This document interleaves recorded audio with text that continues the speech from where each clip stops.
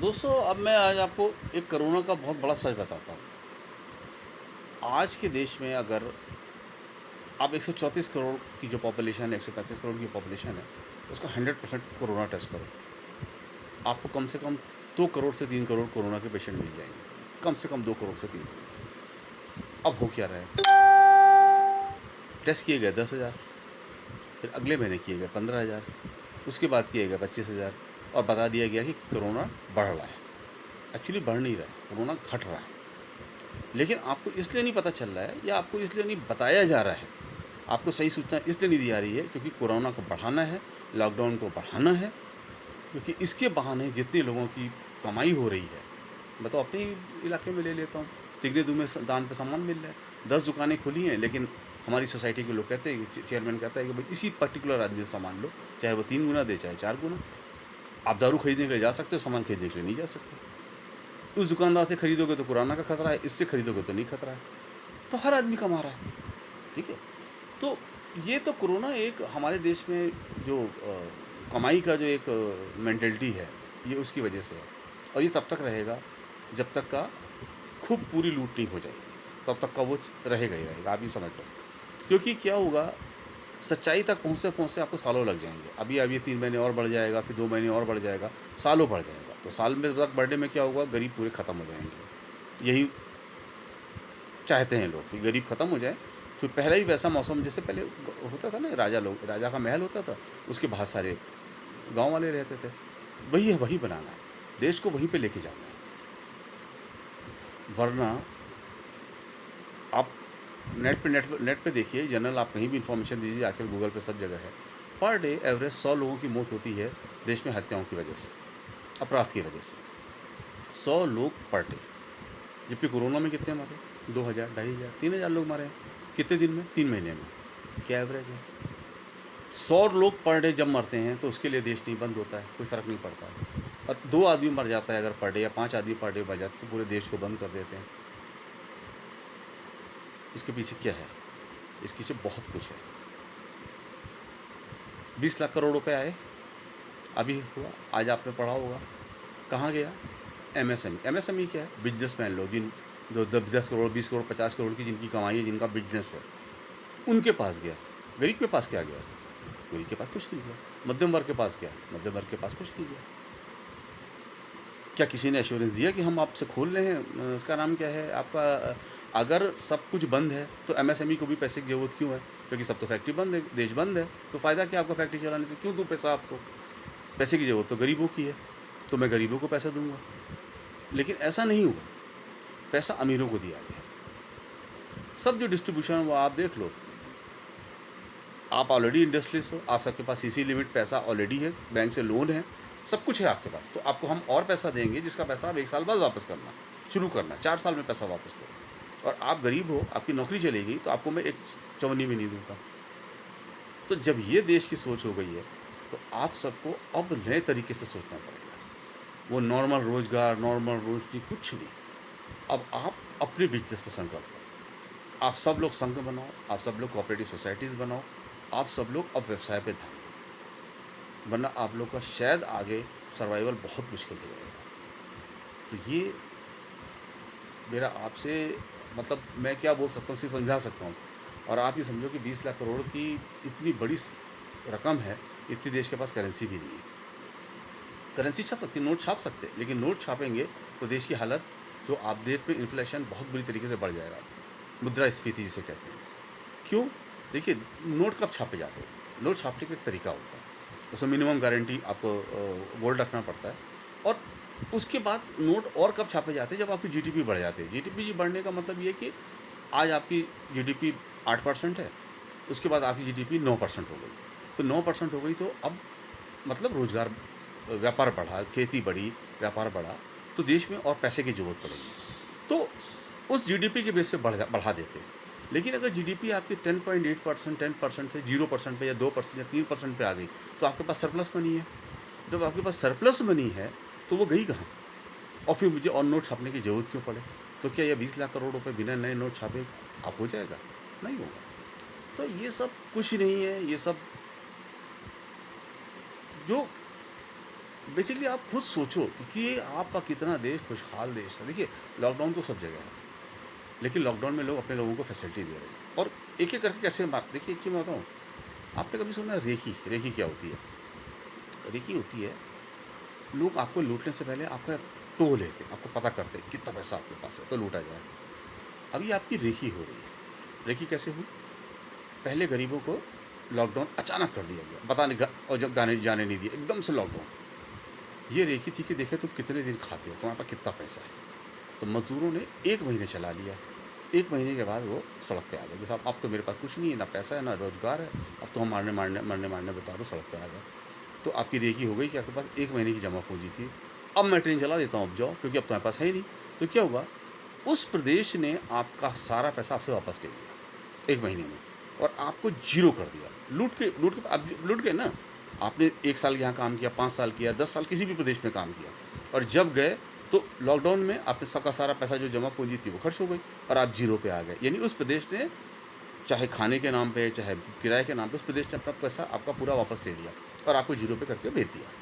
ठीक है? अब आपकी रेकी हो गई, आप तो किसी काम पे रहे नहीं। अब नेक्स्ट टारगेट क्या है? Middle class. अब मिडिल क्लास को कैसे किया जाए? तो हम लॉकडाउन बढ़ाते जाएँगे ऐसा। हम वो नहीं करेंगे हम पूरे देश का कोरोना टेस्ट करा लें, हमें पता चल जाए कितने पेशेंट हैं और कम हो रहे हैं, ज़्यादा हो रहे हैं। हम दिखाते रहेंगे बढ़ रहे हैं, बढ़ रहे हैं, बढ़ रहे हैं, टेस्ट करा रहे हैं, बढ़ रहे हैं। जब तक वो, अगर हमारे देश में 2 करोड़ पेशेंट हैं, जब तक 2 करोड़ की फिगर नहीं आएगी, कंटिन्यूअस बढ़ता चला जाएगा और लॉकडाउन बढ़ता चला जाएगा। तब क्या होगा? और खुलेगा नहीं। खुलेगा नहीं तो अभी से होना शुरू हुआ। 1 महीने से लोगों ने पैसा दे दिया, इस महीने से किसी ने 75% दिया, किसी ने 70 दिया, किसी ने 50 दिया और किसी लोगों ने नौकरी निकालना शुरू कर दिया। ठीक है? 1 महीने बाद वो भी नहीं होगा। लोग बिज़नेसमैन कहेंगे या तो हम बिज़नेस बंद कर दें, नहीं तो हम बिना कमाए तो दे नहीं सकते आपको, तो वो भी बंद हो जाएगा। तब क्या होगा? तब गरीब वर्ग की रेखी शुरू होगी कि देखिए, ये मध्यम वर्ग की, कि मध्यम वर्ग के पास कितना पैसा है कि वो कितने दिन बैठ के खा पाएगा। फिर जब मध्यम वर्ग भी उसी स्थिति पे आ जाएगा, तब फिर वो घर से निकलेगा कि अब तो मेरा सब खत्म है, अब तो ऐसी-तैसी मारने-मारने पे उतर हो जाएँगे। तब फिर आपके लिए कुछ किया जाएगा कि आप भी अपनी घर पकड़ के अपने गाँव जहाँ के रह रहे, जहाँ पैदा हुए थे, एनआरसी के जो पेपर पढ़ रहे थे कि दिखाओ, वो इसीलिए बनाए जा रहे थे मेरे ख़्याल से, कि भई आपको पता चले आपका पैदाइश कहाँ थी, किस गाँव की थी, आपको उसी गाँव में वापस भेज दिया जाए। आज मुझे उसका अर्थ समझ में आ रहा है असल में, ये सीए एनआरसी की ज़रूरत क्यों थी, कि आप पेपर दिखाओ आप कहाँ पैदा हुए हो, तो आपको ये सब करके आपको उसी आपके प्रदेश में वापस भेज देंगे। तो ये सब जो है, और फिर क्या होगा? तो फिर मध्यम वर्ग खत्म। अब क्या बचा? अमीर। देखो, अमीर को तो अभी पैसे दे रहे हैं, 20 लाख करोड़ में कितना पैसा एमएसएमई को बाँट दिया। 4 साल में पैसा वापस करना है, 1 साल तक तो करना ही नहीं है। मैं तुम्हें कितनी सुविधा दे रहा हूँ, तुम एम्प्लॉयी को तनख्वाह दो चाहे ना दो, हैं? तुम इंडस्ट्री चलाओ चाहे ना चलाओ, तुम्हें इंडस्ट्री नहीं चलाने पे घाटा होगा, उसका पैसा हमने तुम्हें दे दिया, चिंता मत करो, ब्याज मुक्त पैसा।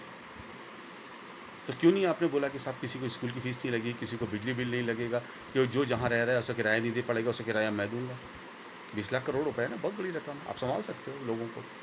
लोगों को बोल सकते हो तुम जितनी सैलरी पा रहे थे, जितने रजिस्टर्ड ऑर्गेनाइजेशन हैं, आप अगर कंपनी हो तो आप और उसी में रजिस्टर्ड हो गए। ऐसे individual businessman proprietary firm registered हो गए।